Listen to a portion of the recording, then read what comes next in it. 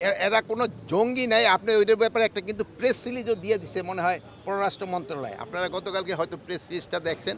ওখান থেকে ৩ জন যারা আসছে তাদের মেইনলি ছিল যে তাদের যে কি বলে ওই ভিসার যে মেয়াদ উত্তীর্ণ হয়ে গিয়েছিল। এই ৩ জনের এই ভিসার মেয়াদ উত্তীর্ণ হয়ে গেছে। কিন্তু তাদের যে পুলিশের যে চিফ তিনি তো ব্রিফিংয়ে বলেছেন তিনি পুলিশের ওদের পুলিশের চিফ যেটা বলছে ওই ৫ জনদের আসা হয় নাই। তাদের সাথে আমাকে সরকারি লেভেলে যোগাযোগের চেষ্টা করা হইতেছে। আমরা ইনভেস্টিগেশন করে দেখব। না তাদের যে আইএস এর যে স্টেটের সাথে যোগাযোগের যে বিষয়, কিন্তু এই জঙ্গি সম্পৃক্ততা আপনারা কি বাংলাদেশে কোনো জঙ্গি খুঁজে পাচ্ছেন? না, বাংলাদেশে এদের কোনো সম্পৃক্ততা নাই। ওখানকার আইজিপি কি বলছে আমি জানি না।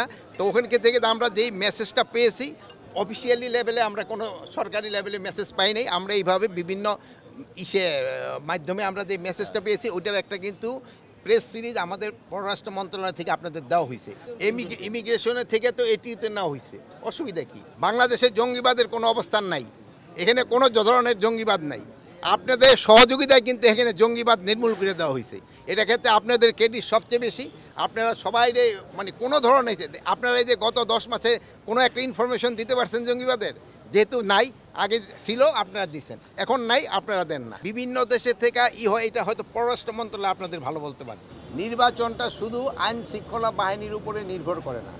নির্বাচনের একটা ওয়ান স্টেক হলো, একটা হলো আইন শৃঙ্খলা বাহিনী, আর একটা হলো আমাদের প্রশাসনে যারা কর্মকর্তা আছেন তারা, আর একটা আছে হলো আমাদের ইলেকশন কমিশন, আর একটা হলো কি জানি আরও একটা আছে ইলেকশন কমিশন। তারপরে হলো আরেকটা আছে যে আমাদের যারা এই পার্টিগুলি যারা অংশগ্রহণ করে তারা।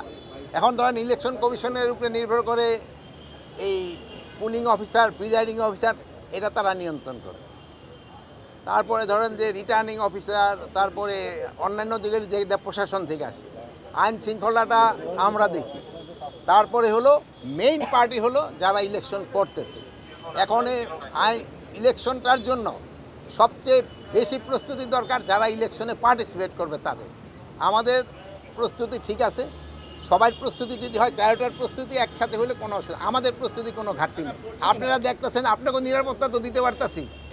এইগুলি হলো মানে রাজনীতিতে অনেক কথা বলে, এটা তাদেরও জিজ্ঞেস করতে পারেন। আমার যদি জিজ্ঞেস করেন আমি ওনাদের প্রশ্নের উত্তর দিব না। আমরা আমাদের প্রস্তুতি আমরা নিই, তাদের সাথে না। আমার প্রস্তুতি আমি নিয়ে যাচ্ছি। আমরা প্রস্তুতি, যেহেতু আমরা আরও সময় আছে, প্রায় 5-6 মাসের মতো আমরা প্রস্তুতি নেওয়া শুরু করে দিছি। ওই সময় ইলেকশনের সময় আমার মনে হয় না আইন শৃঙ্খলার থেকে কোনো রকমের অসুবিধা হবে না। আমরা হলো কি ভাই, এর আগে যে সময় ছিলাম, আমি প্রথমে একবার ইন্ডিয়া গেলাম, ওই বিডিআ, সে সময় আপনাদের মতো আরও কম সাংবাদিক ছিল। ওই দেখে আমি ফেস করতে চাইনি। এখন আল্লাহ দিলে আপনাদের সংখ্যা অনেক বাড়ছে। এই জন্য কিন্তু কানাকানসিতে কোথায় কী ঘটনা ঘটছে আমরা কিন্তু সাথে সাথে রিপোর্ট পাই।